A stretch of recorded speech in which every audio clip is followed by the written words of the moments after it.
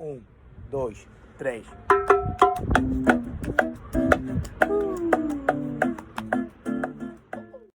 Jorge Moruno, bienvenido a Lina Clara. Gracias por aceptar la llamada de este podcast. Hola, ¿qué tal? Muchas gracias. En primer lugar, ¿cómo estás llevando el confinamiento a nivel personal, Jorge? Bueno, a nivel personal, dentro de todo, dentro de lo malo, pues bien. Digamos, bueno, pues con ganas de salir, de ver a tu gente, de abrazarlos, pero bueno, creo que estamos haciendo todo el mundo un esfuerzo colectivo para primero aplanar la curva y ganar tiempo para ver cómo podemos solucionar esta situación que se está viviendo, que por cierto, no todo el mundo está confinado, pero no todo el mundo lo vive de la misma manera. Aquí influye mucho las garantías que tengas de ingresos, la situación en la que vivas, en la vivienda en la que vivas, y eso determina muchísimo cómo se vive el confinamiento, claro. Uh-huh. Hoy es día 14 de abril, se hace aniversario de la proclamación de la Segunda República Española. Sí. Al hilo de esto hemos encontrado la cita de Vicente Uribe Galdeano, que fue ministro durante la Segunda República, en la Guerra Civil. Escribía un artículo en las ediciones del Partido Comunista de España en el año 38. El título era El problema de las nacionalidades en España.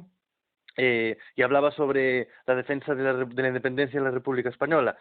Una cita breve decía algo así como: al mismo tiempo, los más consecuentes internacionalistas somos los más fieles luchadores y defensores de la independencia de la República Española, los más entusiastas defensores de la patria española, los más fieles ardientes patriotas de España, de la España democrática, los más decididos enemigos de toda tendencia separatista, los más convencidos partidarios de la unidad nacional, del Frente Popular y de la unidad popular. Esta era la cita de Vicente Uribe en el año 38. No sé qué te sugiere esta cita. Bueno, se puede ver la etapa de la Segunda República, que fue una etapa convulsa, pero una etapa de grandes avances en materia de libertades y de derecho. Y es verdad, esto que comentabas de la reivindicación de la nación asociada a la gente trabajadora es algo que ponía muy de relieve, por ejemplo, la CNT. La CNT no por nada se llamaba Confederación Nacional del Trabajo y se jactaba y hablaba de tener un pensamiento propiamente ibérico, ¿no? Y de representar, de asociar directamente los intereses del conjunto de la clase trabajadora asociados directamente a los intereses del todo el país. Y por lo tanto no regalándole a los reaccionarios y a los golpistas la asociación de la defensa del país. Y bueno, creo que esa es una lección muy interesante de la que podemos extraer conclusiones importantes a día de hoy. ¿Qué opinas con respecto a esta idea? Preparando la entrevista, estuve mirando los datos del día que se declaró el estado de alarma, el confinamiento, y algunos datos de algunos estudios que se publicaron estos días acerca de la expansión del virus en España. ¿Crees que el gobierno no prohibió el acto de Vox en Vista Alegre o el fútbol el fin de semana del 8 de marzo para no anular la manifestación del 8M?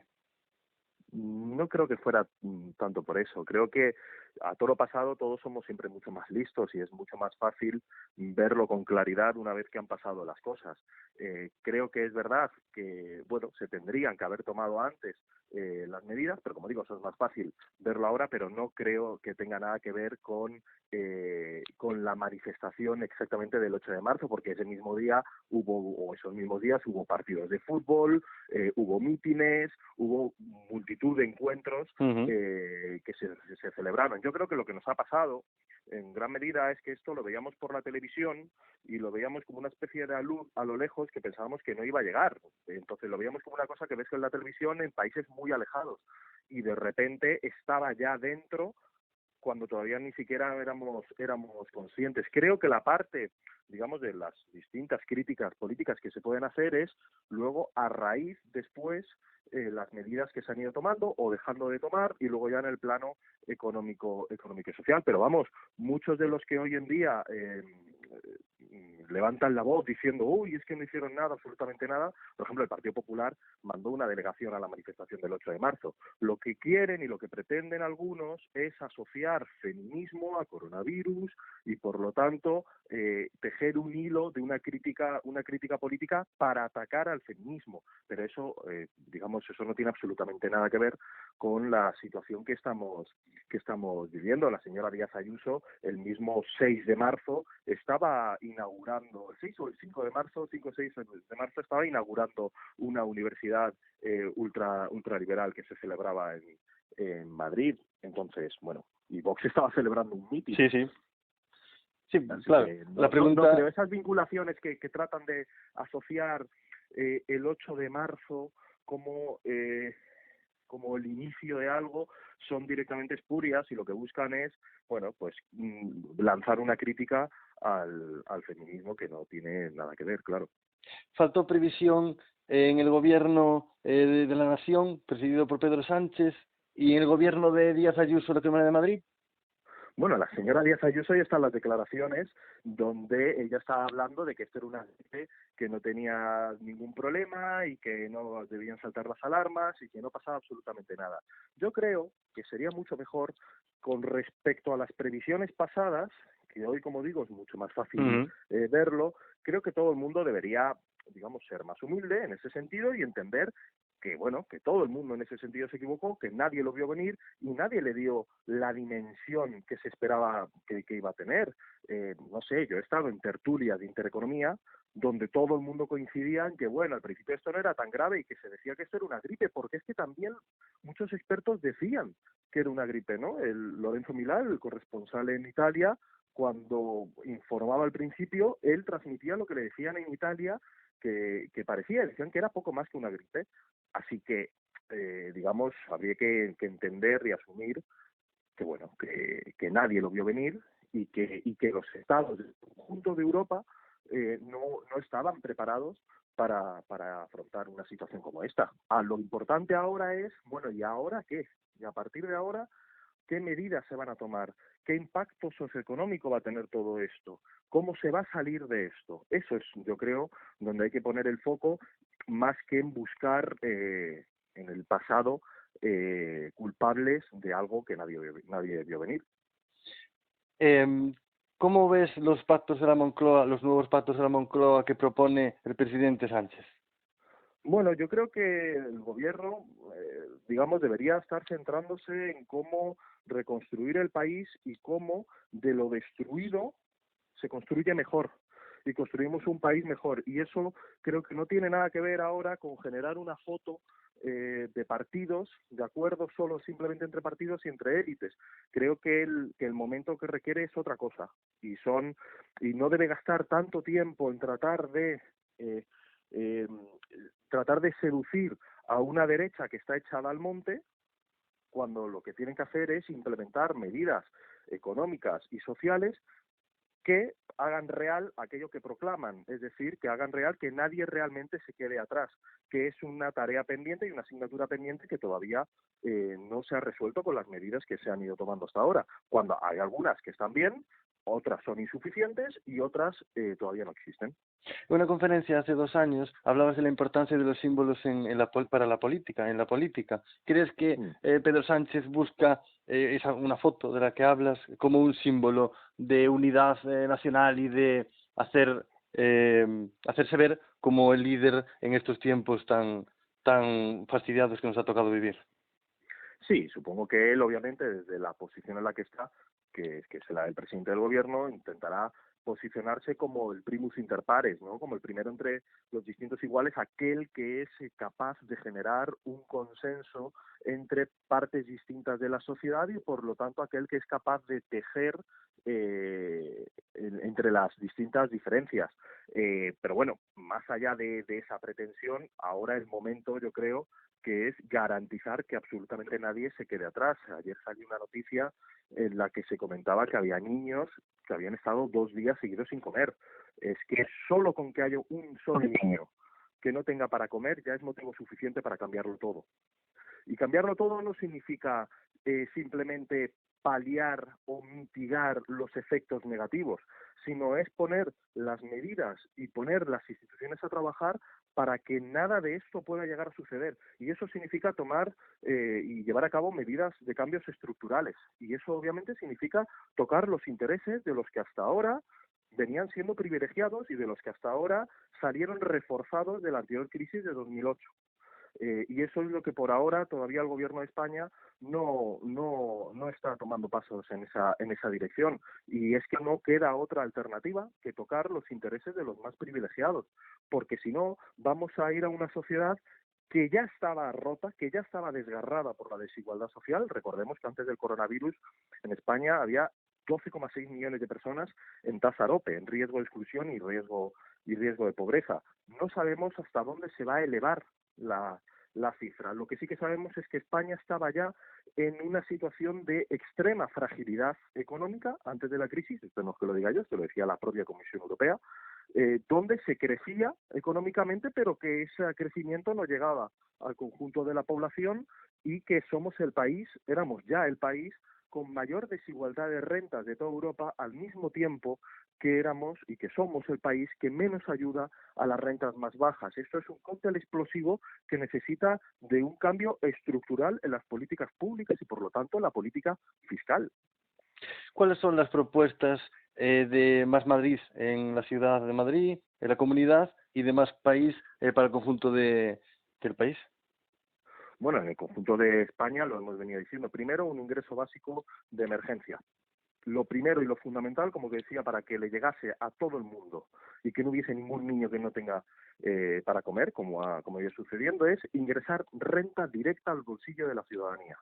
Y luego el año que viene, con la declaración de la renta, veremos cómo se ajusta si ha habido alguien que no tenía que acceder a esa renta. Pero eso es fundamental, porque no se le puede pedir a la población que esté confinada si no se garantiza que tiene algún tipo de ingreso. Así que, para empezar, el ingreso básico de emergencia. Y, en segundo lugar, por supuesto, medidas con respecto, hace falta un impuesto de solidaridad que empiece ya a generar ingresos de las décilas con más renta y con más riqueza de la población para ir sufragando toda esta serie de gastos que va a suponer. Hace falta medidas, en mi opinión, han sido insuficientes, no solo insuficientes, diría que en la mala dirección con respecto a la cuestión de la vivienda y la cuestión del alquiler, porque muchas veces se anuncian con grandes palabras titulares, pero que luego no aterrizan realmente. Por ejemplo, la moratoria de hipotecas se ha visto que solo ha podido acceder el 10% de la población. Hemos visto que la renta todavía no llega, están discutiendo cómo hacerla mientras que el tiempo pasa y hay gente que no tiene ningún tipo de ingresos. Y hemos visto que en materia del alquiler lo que se ha hecho es garantizar con aval del Estado que toda la economía rentista, es decir, que alguien con 10 pisos en alquiler tenga garantizado con aval del Estado que va a ingresar hasta el último euro de todos los alquileres, en lugar de pedirles que, por favor, que empiecen a arrimar el hombro y, por lo tanto, a reducir los beneficios de la economía rentista, porque no tiene ningún sentido que si la economía productiva se para de sopetón, la economía rentista siga funcionando exactamente igual. Alguien que tiene 10 pisos y también los grandes tenedores y de empresas que van a tener garantizado todos los ingresos derivados de los alquileres, cuando además recordemos que muchas veces son empresas que tienen ya privilegios fiscales porque no pagan impuestos de sociedades. Y con respecto a Madrid, bueno, pues primero en Madrid lo que tenemos es una opacidad total. En Madrid, tengamos en cuenta que es la comunidad con mayor cantidad de fallecidos, 5.000 fallecidos en residencias de mayores, y al mismo tiempo es la comunidad donde el gobierno, donde la señora Ayuso no ha rendido cuentas nunca ante la sede de la soberanía popular. Ahora mismo anunciaba que ella ha decidido acudir a la Asamblea en mayo, en lugar de abril, para rendir cuentas. Bueno, primero que no la ha decidido, ha sido presionada constantemente. Es la única comunidad que no ha hecho absolutamente nada, cuando es al mismo tiempo la comunidad con mayor cantidad de fallecidos. Será porque no quiere hablar de cómo ha sido la gestión por parte del Partido Popular durante todos estos años y que se venía denunciando de las residencias de mayores, que ya se venía denunciando las condiciones precarias en las que se encontraba. Y hemos visto por supuesto, hemos visto cómo han empezado a hacer de Madrid una especie de feria de avión de Ryanair para que se promocionen empresas privadas y al mismo tiempo generar o tratar de generar un agradecimiento a estas empresas por parte de la sociedad. Esto, obviamente, va acorde a su modelo de región, que es un modelo que le rebaja los impuestos a los más privilegiados, al mismo tiempo que abre la cuenta para que la gente done dinero y para que las empresas donen dinero. Bueno, yo creo que si algo está poniendo en duda y en cuestión esta crisis es el modelo de Madrid, en el sentido de un modelo basado en privilegios fiscales a los más ricos y una total reducción de los gastos de la inversión destinada a los servicios públicos. Es una vergüenza y una auténtica vergüenza que Madrid sea la comunidad más rica de España y al mismo tiempo sea la comunidad, la penúltima comunidad de toda España que menos inversión por habitante tiene en sanidad y que tenga 2.000 camas menos de media en comparación con el resto de las comunidades. Entiendo que su posicionamiento en el Pleno de la Asamblea de Madrid en el mes de mayo, que ha anunciado, como decías, hoy la presidenta Ayuso, será un posicionamiento contrario y duro contra la presidenta.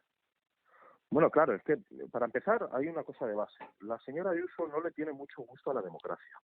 No le molesta muchísimo la oposición. De hecho, ya normalmente, antes de que sucediera toda la crisis del COVID-19, siempre que se le hace una pregunta a la oposición, ella responde atacando y preguntando a la oposición como si no fuera ella la presidenta que tiene que responder a los distintos representantes de la soberanía popular.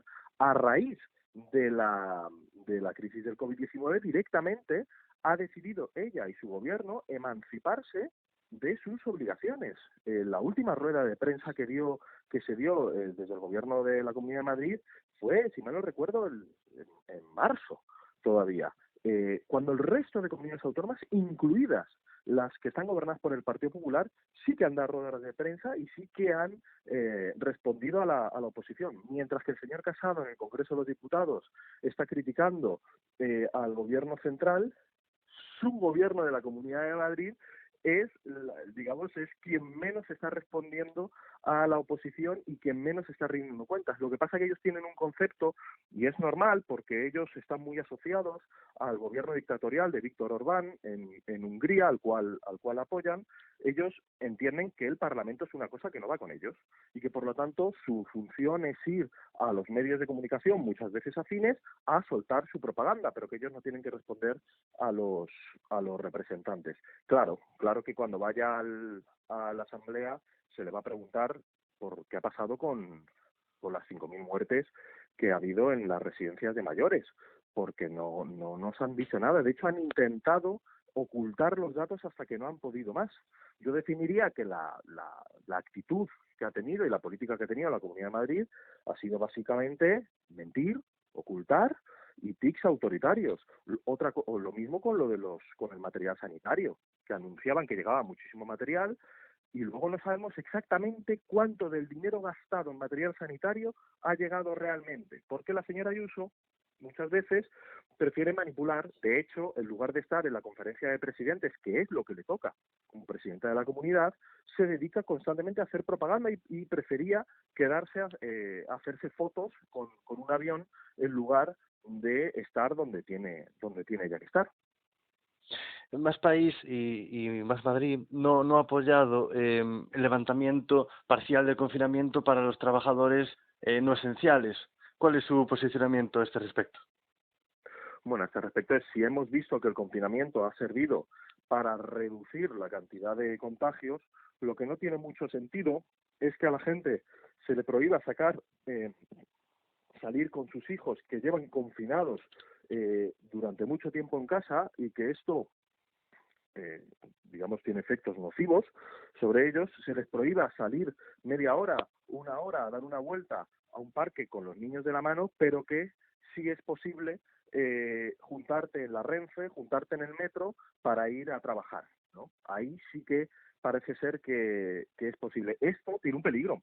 Tiene el peligro de que de repente pueda llegar a aumentar el brote de los contagiados.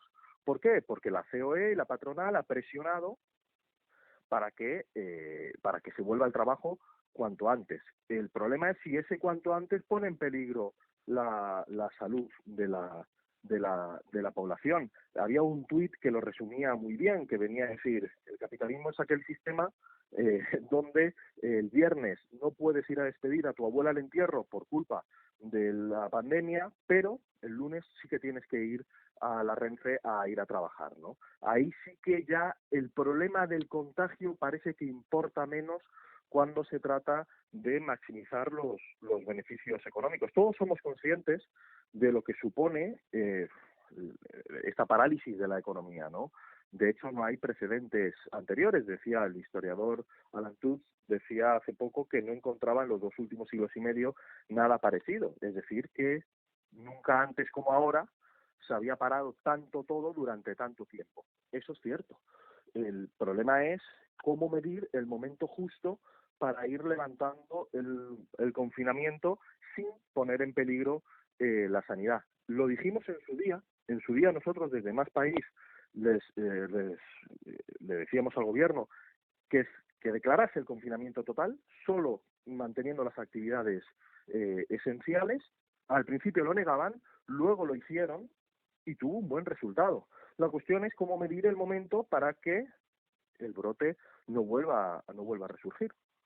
Para terminar esta parte de la entrevista, más apegada a la actualidad y a su cargo como diputado de la Asamblea de Madrid, por parte de Más Madrid, ¿cuál es el proyecto, o podría aclararnos la propuesta que hizo Íñigo Errejón en el Congreso acerca de un bloque mediterráneo para hacer presión en la Unión Europea y conseguir un acuerdo mejor para España y los países del sur?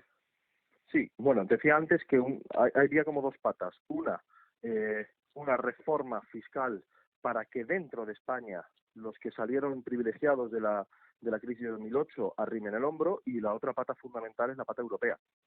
Europa tiene que elegir.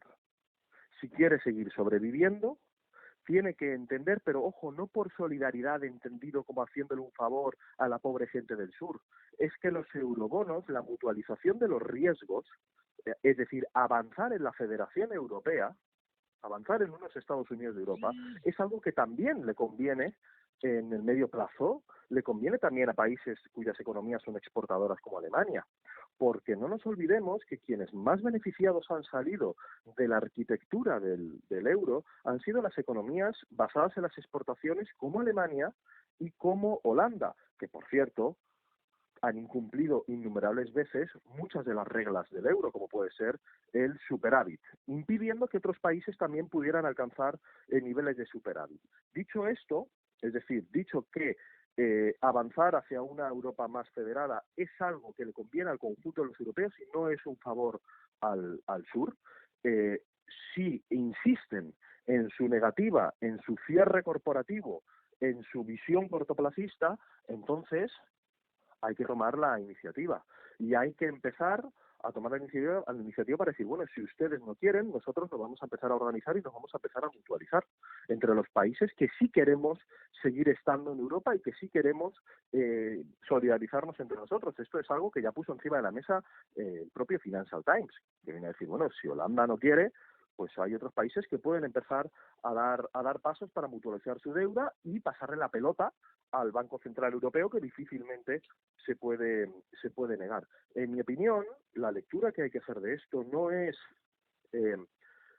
si no se llega a un acuerdo de mutualización de riesgo hay que irse del euro. No. Yo creo que hay un paso previo, que es quien no esté de acuerdo en construir más Europa, en avanzar en Federación Europea, tiene la puerta de salida y se puede salir. Y vamos a ver cómo exporta Holanda con su nueva divisa, que gracias al euro le permite generar grandes exportaciones. Vamos a ver si con su divisa disparada pueden exportar tanto, porque a lo mejor se pueden ver en la situación que se tienen que comer los tulipanes. Entonces, yo creo que hay que dar pasos para mutualizar, y quien no quiera formar parte de Europa, pues se puede marchar. La Unión Europea puede atravesar una crisis que sea definitiva en este momento. Bueno, se ha venido aventurando muchas veces, ¿no? Que la Unión Europea, si esto no sucede, la Unión Europea se rompe.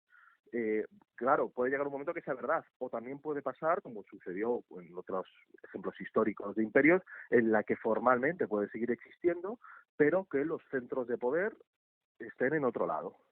Y si Europa insiste a nivel geopolítico en no tener una política común, en no tener un presupuesto común, en no avanzar hacia una fiscalidad compartida, es decir, en no avanzar hacia lo que tendría que ser, es que se va a ver muy debilitada a nivel internacional, debilitada, ninguneada y sin personalidad propia, ni a nivel internacional, ni a nivel económico, y perdiendo, por lo tanto, todavía más su peso en el mundo. Pero yo aclararía una cosa, porque a veces cuando hablamos de Europa pensamos o oponemos Europa a los estados, y eso yo creo que es un error. Es como también a veces oponer el Estado al mercado, y eso es otro error. Europa, tal y como está definida, es una comunidad de estados miembros, es decir, Europa es un producto de los estados.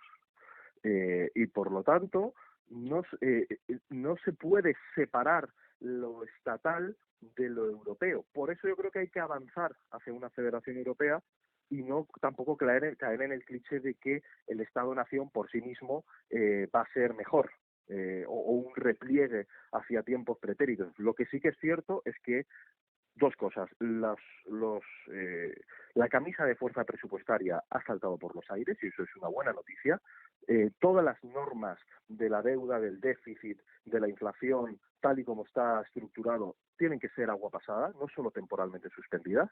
Hay que generar otras bases para otra arquitectura europea y esto implica grandes cambios para que deje de haber una Europa construida alrededor del marco alemán únicamente para los intereses de la economía exportadora alemana. Por cierto, muchas veces en detrimento de los salarios de los propios alemanes. Eso implica, bueno, pues tomarse en serio Europa. Lo que no puede ser es seguir manteniendo una situación donde hay unos países que están condenados al ostracismo, porque si de esta crisis se sale con una deuda con grandes condicionamientos y por lo tanto más recortes y más austeridad, pues a países como Italia y como España no les sale a cuenta. Porque a lo mejor empiezas a buscar otros socios comerciales en otra parte del mundo, lo que no vas a estar es con una soga al cuello, porque a un país como Holanda, y que además que representan un PIB menor que quienes sí que están a favor de la mutualización de la deuda, no puedes seguir imponiendo sus criterios cuando ellos además han venido beneficiando, porque aparte recordemos que Holanda es un paraíso fiscal dentro de la Unión Europea que detrae ingresos a España y a Italia de alrededor del 4% de los ingresos anuales, porque empresas como Zara, por ejemplo, sus filiales se van a eludir, digamos, sus responsabilidades y se van a Holanda. Jorge, en la segunda parte de la entrevista te quiero preguntar por el futuro de la izquierda y sobre los planteamientos que ésta debe hacer. Más Países es un partido español, pero está dentro del grupo parlamentario europeo, forma parte del grupo europeo, verde europeo. ¿Cuáles han de ser, en tu opinión, como sociólogo, las propuestas de la izquierda para salir de esta crisis que se prevé dura? Nosotros, la izquierda creo que lleva arrastrando uno de los grandes problemas que lleva arrastrando la izquierda desde hace décadas es la ausencia de un proyecto de liberación. Primero se le ha regalado durante décadas la idea de libertad, el concepto de libertad, a la derecha y a los ultraliberales, que lo han asociado a la bajada de impuestos, a destruir los servicios públicos y a una suerte de fuga de que quien pueda, que se fugue del resto de la sociedad, que muchas veces obviamente se traduce en la emancipación de los ricos sobre el resto de la sociedad, pero que han conseguido generar una especie de anhelo sobre gran parte de la sociedad, haciendo creer que tú también puedes verte en esta situación, así que te conviene apoyar cosas aunque salgas perjudicados con ellas, ¿no? Es decir, por ejemplo, la ideología del millonario está pensada para los que no son millonarios y creo que todas las polémicas con respecto al impuesto de patrimonio son una clara muestra, ¿no?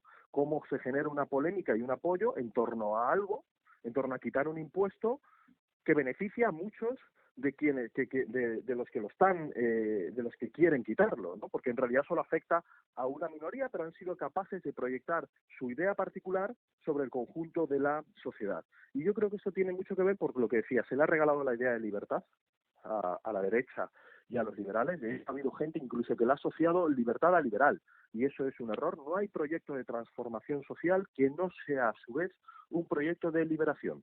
Y por lo tanto la izquierda ha visto cómo se ha congelado su imaginario y se ha quedado simplemente con una idea resistencialista de mantener lo que se consiguió en el pasado. Y yo creo que resistir únicamente en lo pasado es el preludio de una derrota futura.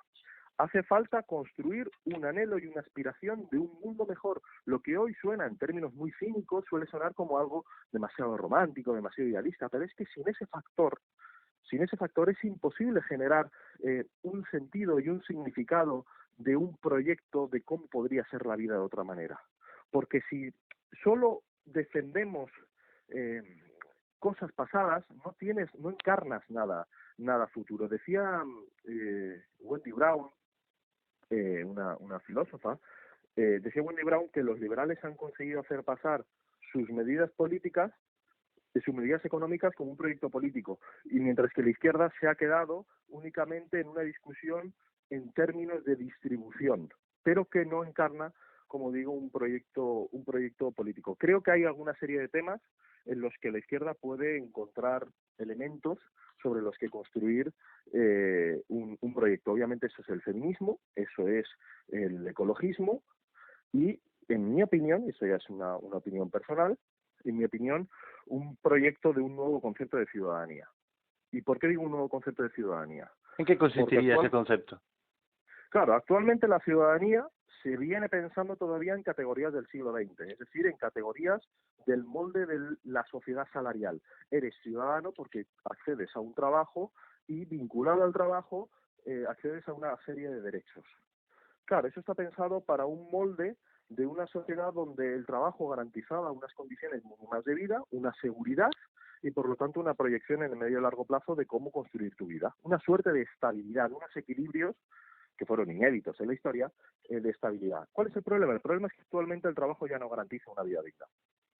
Y, por lo tanto, se derrumba el espíritu sobre el cual se han construido el conjunto de las constituciones surgidas después de la Segunda Guerra Mundial, que son constituciones que el trabajo vertebra al conjunto de la sociedad. En el momento que el trabajo ya no garantiza esa mínima inclusión, se van cayendo todos sus presupuestos. ¿Por qué digo esto? Por ejemplo, en los países de la OCDE, desde 1990, el 60% de los trabajos creados son trabajos llamados no estandarizados, es decir, autónomos autoempleados sin trabajadores a su cargo, temporales y parciales. Desde la crisis de 2008, el estancamiento salarial ha sido brutal y los nuevos trabajos creados se han creado en sectores de muy baja productividad. A esto, además, hay que añadirle la enorme disparidad creciente entre los ingresos medios de la población y los precios de la vivienda y el acceso a la vivienda. Esto, como digo, esto es un cóctel explosivo, porque esto lo que hace es empobrecer a la sociedad, desgarrarla y generar más segregación. ¿Cuál es el problema de esto? El problema de esto es que además España, en todos esos elementos, está a la vanguardia y es alarmante. España es de los países que más intensifica su trabajo en sectores no productivos, más estancamiento salarial tiene y, como todos sabemos, donde más difícil resulta el acceso a la vivienda. Esto genera un problema de ciudadanía, porque hay mucha gente que se queda fuera. ¿Por qué? Porque aumenta la pobreza laboral también, porque esa idea de que si la mejor política social es generar empleo, ¿no? Que decía siempre el Partido Popular, es doblemente falsa. Primero, porque la política social es política social. Y segundo, porque lo que se genera no es empleo, es trabajo de mierda, es trabajo basura. Y ese trabajo basura no te permite generar una certidumbre y una seguridad alrededor de ese trabajo. Y por lo tanto, la situación donde alguien se puede caer, digamos, el límite entre caer en el riesgo de exclusión y estar incluido es cada vez más estrecho. Así que hay que generar nuevas condiciones de ciudadanía que garanticen el mismo acceso a la libertad, el igual acceso a la libertad, a ejercer la libertad al conjunto de la ciudadanía. Y esto pasa, en mi opinión, por generar derechos que vendrían a ser derechos de existencia, es decir, derechos no vinculados o no necesariamente vinculados a la condición laboral de las personas, sino que sean incondicionales por el mero hecho de existir. ¿En qué estoy pensando? Pues estoy pensando en reforzar algunos de los existentes, es decir, sanidad, educación, y añadir otros fundamentales para garantizar una vida digna, que es vivienda y un ingreso garantizado e incondicional, que obviamente es una renta básica universal e incondicional. Esto permitiría un mayor margen de libertad al conjunto de la ciudadanía y permite un mayor margen de libertad a la ciudadanía por lo mismo, por lo que muchas veces algunas voces lo critican. Sí, por desincentivar la búsqueda de empleo, pero no de empleo, sino por ofrecer las garantías para poder rechazar el trabajo.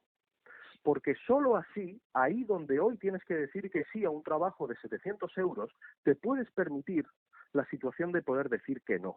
Y esto fuerza y empuja a mejorar la productividad en el conjunto de la ciudadanía, porque también generaría una transformación empresarial.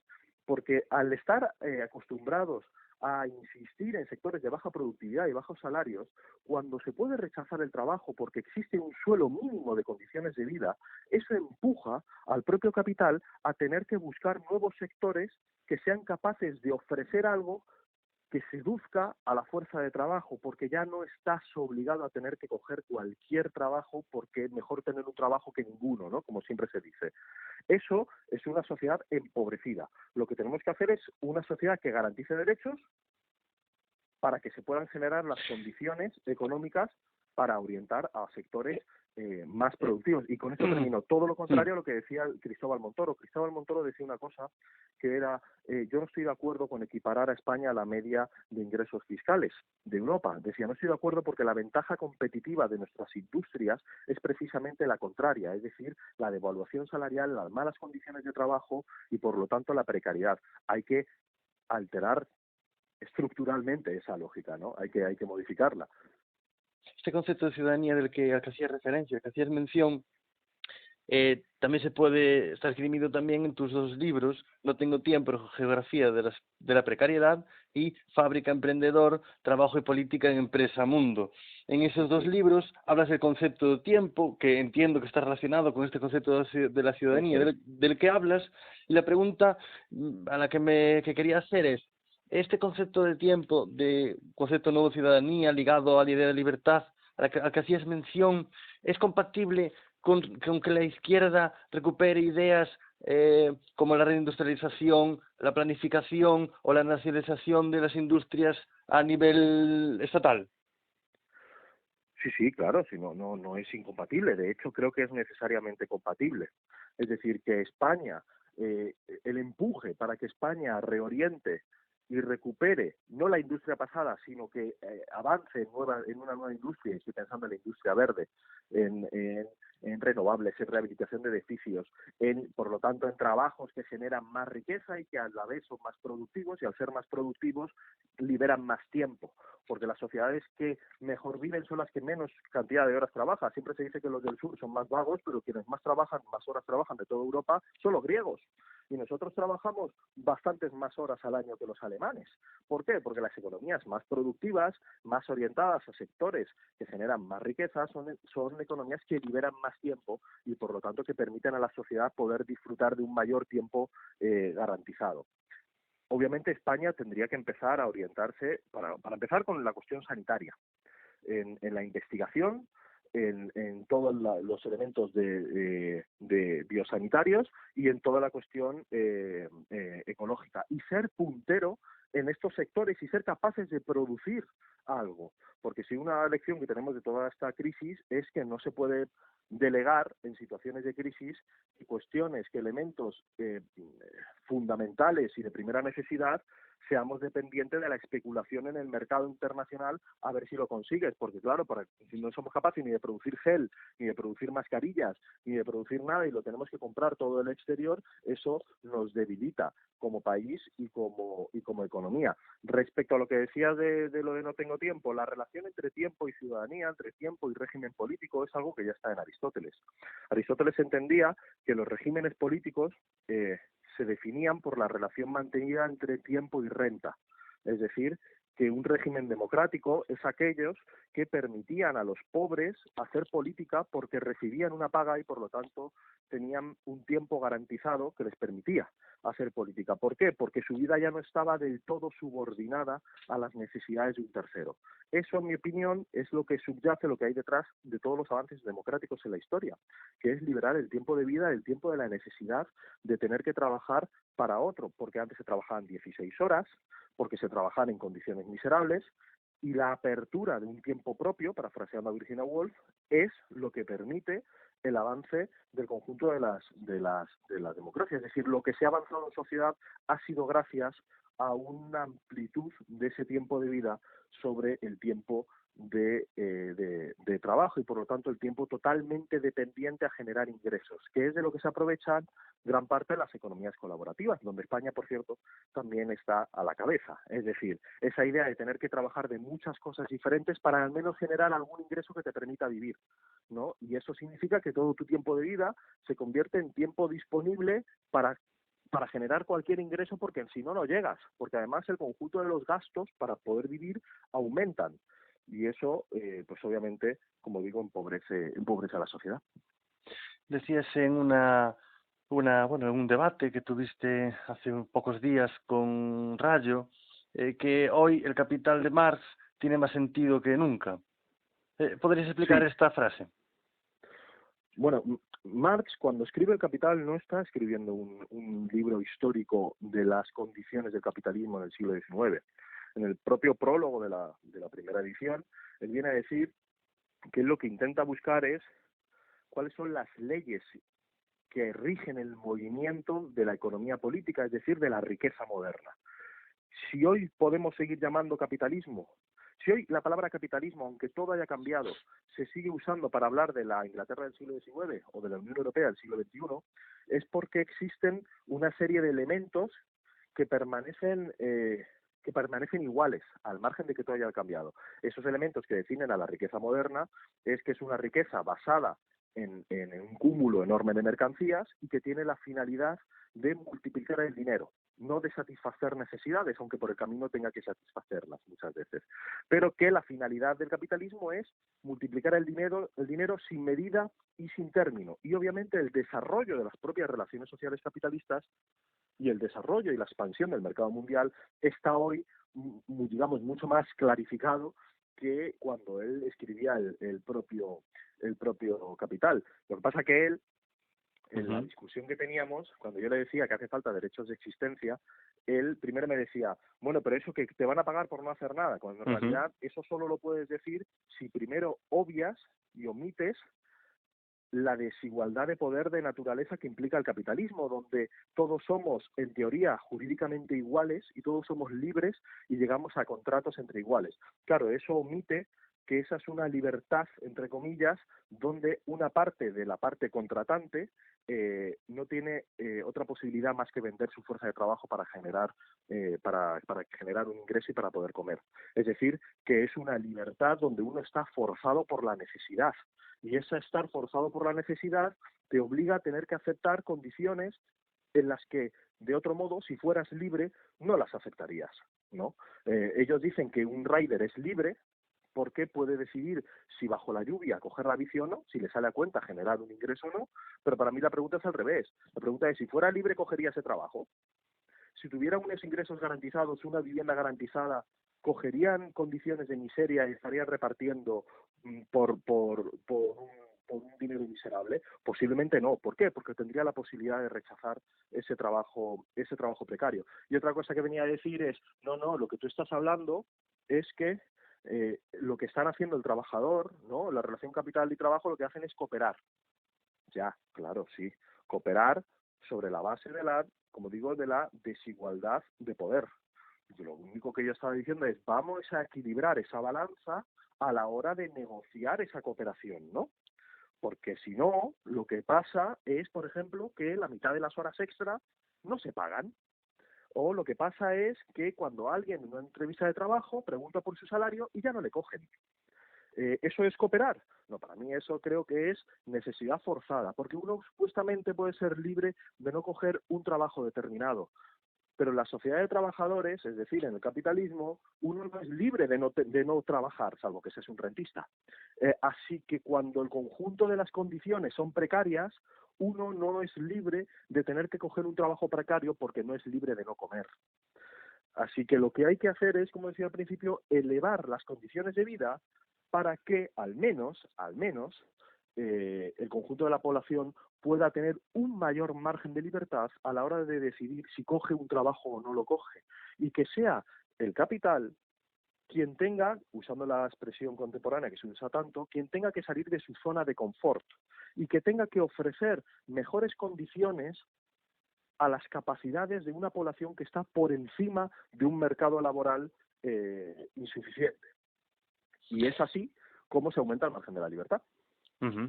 Que es el tiempo libre, la libertad, ¿eh? Quiero decir, eso viene de la palabra escolé, ¿no? De los griegos, escolé, que viene escuela, que es la condición de las personas que tienen tiempo libre para poder evadirse. Si el modelo socialista primaba la igualdad y el modelo económico socialista primaba la igualdad y el modelo económico liberal primaba la libertad, hoy esos dos conceptos son más antagónicos que nunca después de esta crisis, o se ve mejor después de esta crisis, que esos conceptos pueden llegar a ser antagónicos. Bueno, no, es que yo creo que son necesariamente combinables y que no se pueden separar. Es que toda la tradición históricamente revolucionaria nunca ha renunciado al concepto de libertad. Uh-huh. Es que de hecho hay autores que hablan de la igual libertad, ¿no? Y pensar que la igualdad va en detrimento de la libertad es asociar la libertad a un concepto liberal, que es obviamente la libertad del propietario, un propietario emancipado del resto de la sociedad. Pero lo que estoy diciendo es al revés, es precisamente porque la libertad es algo que nos pertenece a todas las personas por igual, por haber nacido, todas las personas tienen que tener el mismo derecho, la igualdad, el mismo derecho a ser libres. Y que esa libertad no pueda verse privada por la propiedad, por la libertad del propietario. Y luego, ahí eso implica también, darle más que una vuelta a parte de la tradición teórica del marxismo, que es no se puede concebir la igualdad como una forma de anular la singularidad de las personas. Es que yo creo que eso es un error y eso se convierte en la caricatura que hacen los liberales de las reivindicaciones obreras, o las reivindicaciones del movimiento obrero, porque no puede ser una igualdad entendida como un aplanamiento de una masa uniforme que está además subordinada a un gran líder y todos somos iguales porque todos somos lo mismo. No. Creo que es fundamental pensar en una igualdad precisamente para que cualquiera, hayas nacido donde hayas nacido, y sin razones de propiedad y sin razones de privilegios y sin razones de dinero, que todo el mundo tenga el mismo derecho a poder ser diferente. No solo los ricos pueden ser diferentes.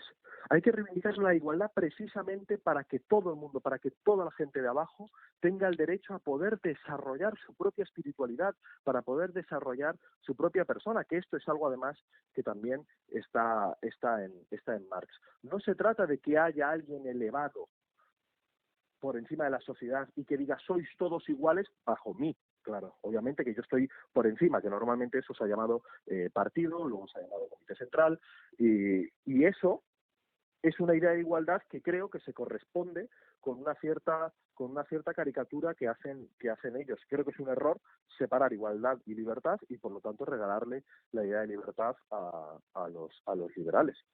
¿Temes que tras esta crisis se asocie eficacia a la hora de resolver una epidemia o a la hora de gestionar una crisis de esa magnitud? ¿Temes que la gente asocie o pueda asociar eficacia con un régimen dictatorial como es el chino y pueda pensar que una democracia es menos eficaz por el hecho de tardar más en tomar las decisiones, al no estar, como bien decías, un líder por encima que decide los destinos de la nación. Bueno, históricamente primero hay que abandonar todo mecanicismo. La idea de que cuando el capitalismo entra en crisis, eso significa que la gente se va a quitar el velo, la venda de la cara y se va a dar cuenta realmente de lo malo que es el capitalismo y por lo tanto va a haber emancipación, es falsa. No existe, porque entonces no existiría la política. No existiría la política, no existiría el conflicto, no existirían los imaginarios, ni las aspiraciones, ni cómo queremos ser, ni qué vida quieres para tus hijos. Así que ese mecanismo no existe. Es verdad que históricamente hay ejemplos de ello, que cuando las sociedades de mercado fallan, puede declinar en derivas autoritarias. No sé, ahí están los años 30, como ejemplo más reciente. Pero es precisamente en esa tormenta, en ese trastorno social, donde se juega la batalla política, donde se juega la batalla por la democracia y donde las fuerzas de la democracia tienen que ser capaces. Cuando digo fuerzas de la democracia no me estoy refiriendo únicamente a formaciones políticas que se presentan a elecciones, sino que el conjunto de aquellos que entendemos que una vida en común es una vida mejor para todos y que convivimos mejor en una comunidad cívica donde el autoritarismo digamos es suplantado por la democracia y que las democracias funcionan mejor.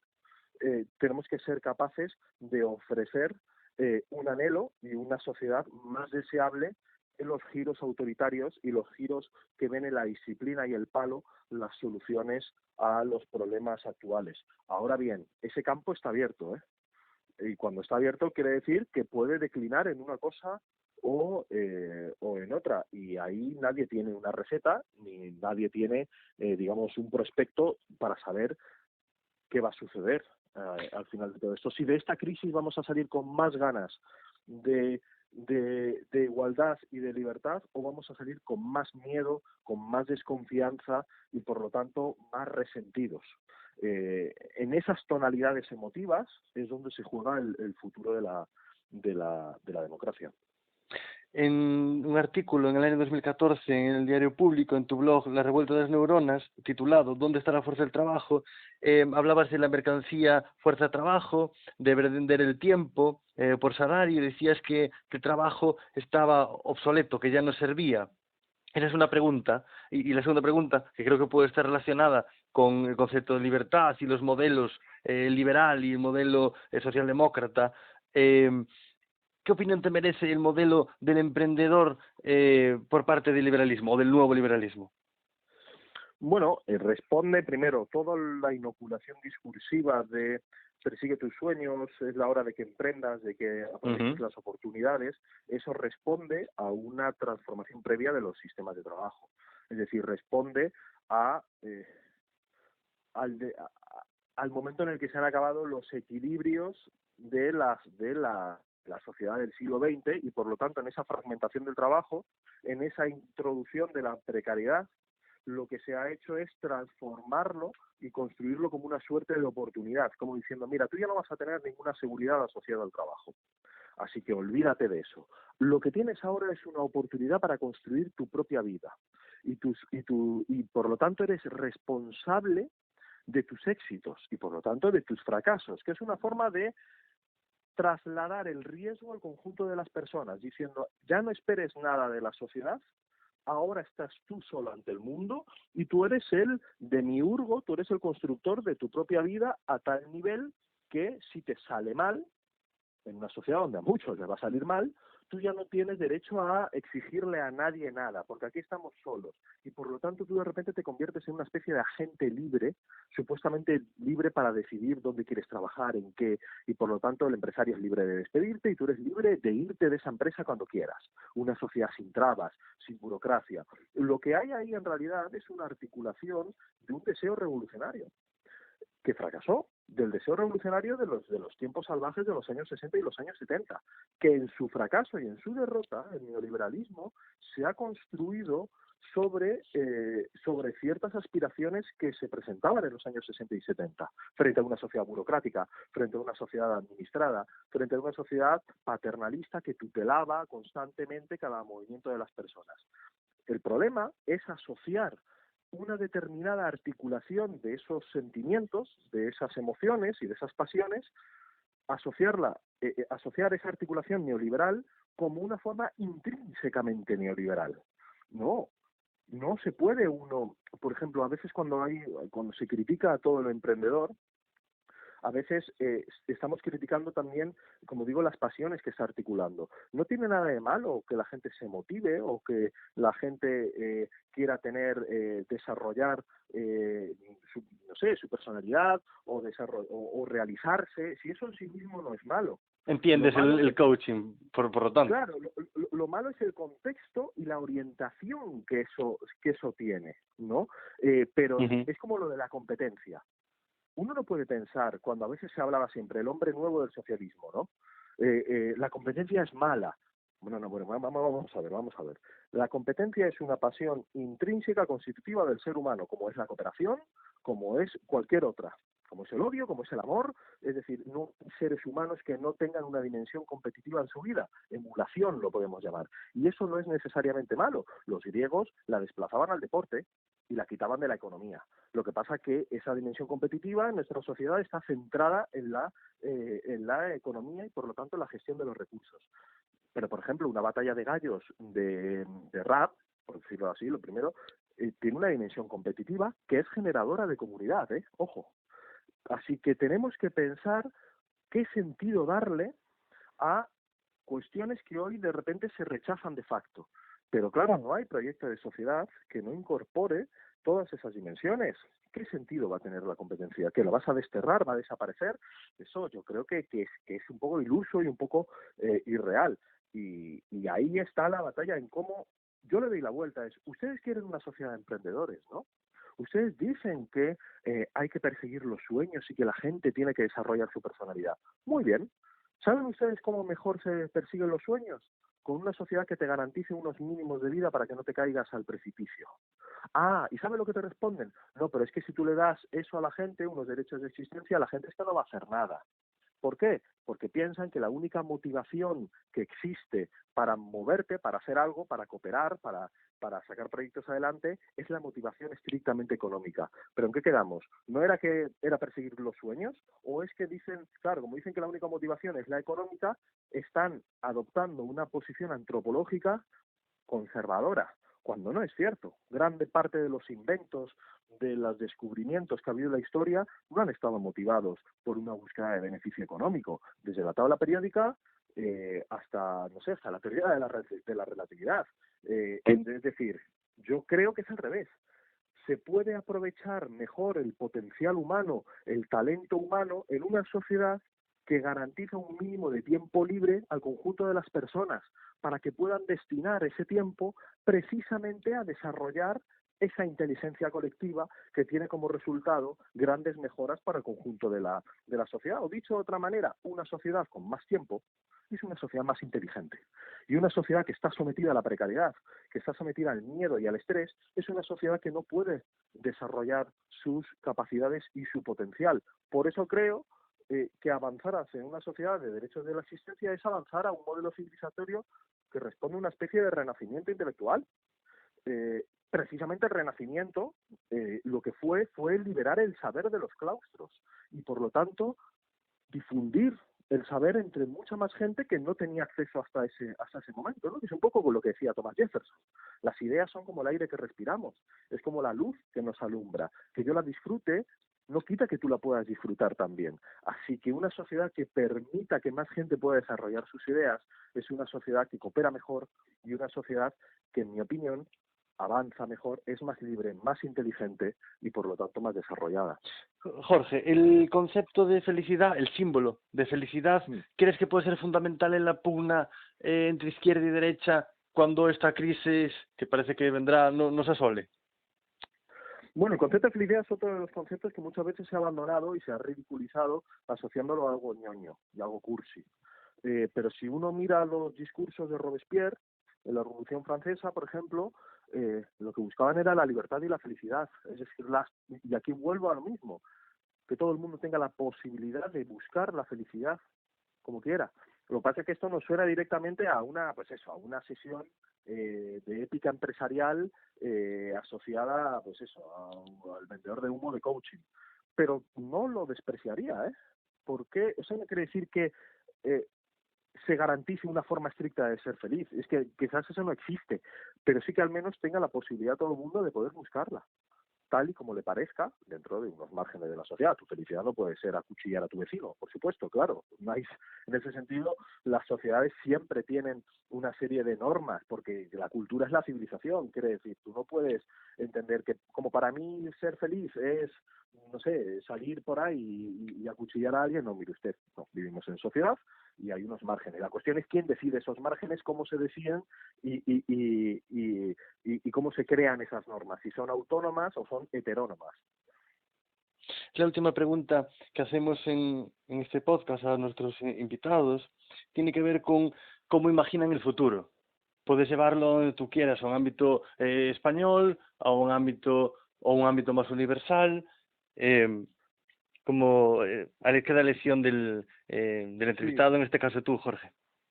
Bueno, imaginar el futuro en realidad es la primera tarea que tenemos que construir, la necesidad de acabar con la pobreza de los imaginarios actuales, porque la imposibilidad de imaginar un futuro alternativo diferente al desgarro, a la segregación y a la emancipación de los ricos no es algo, no es un apéndice, es algo fundamental y central si queremos transformar la sociedad.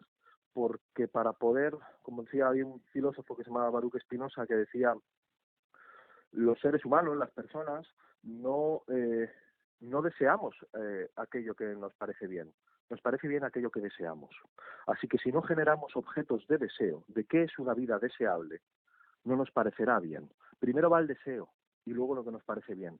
La disputa política, social, civilizatoria que tenemos delante es la disputa por el sentido y la orientación de aquello que deseamos. O somos capaces de generar un deseo, o si no, nos quedaremos en discusiones muy técnicas a lo mejor, muy bonitas, muy bien hechas en diseños de políticas públicas, en supuestos proyectos, pero si no genera una atracción, una adhesión y una identificación con aquello que se desea, no vamos a conseguir absolutamente nada en ese sentido. Para mí la situación se debate entre dos cosas que en realidad siempre son lo de siempre, ¿no? Se decía antes socialismo o barbarie. Bueno, de aquí vamos a salir de una sociedad donde se idolatra y se deifica a los ricos como nunca antes y por lo tanto se les agradece su misericordia y a los pobres se les enseña la resignación, una nueva versión de la religión, ¿no? Esos discursos de Donoso Cortés hay que recuperarlos en la versión empresarial, de promoción empresarial.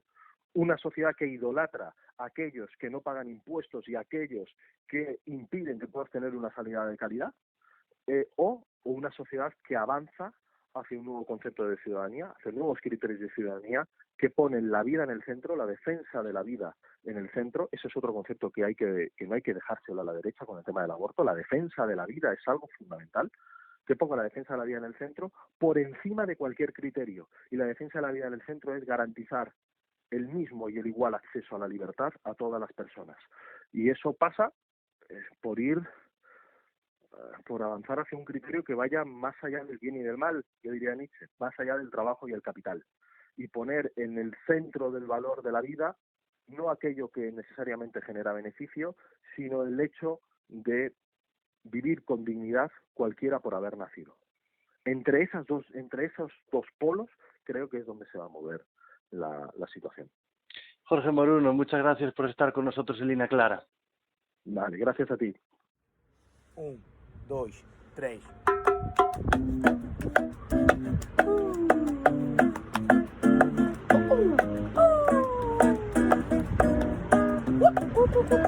Eu vai morrer da pena. Eu estou em quarentena, Covid-19 tá na minha vena. mas é muito melhor que a pena. É melhor que a pena. Eu sou do confinamento.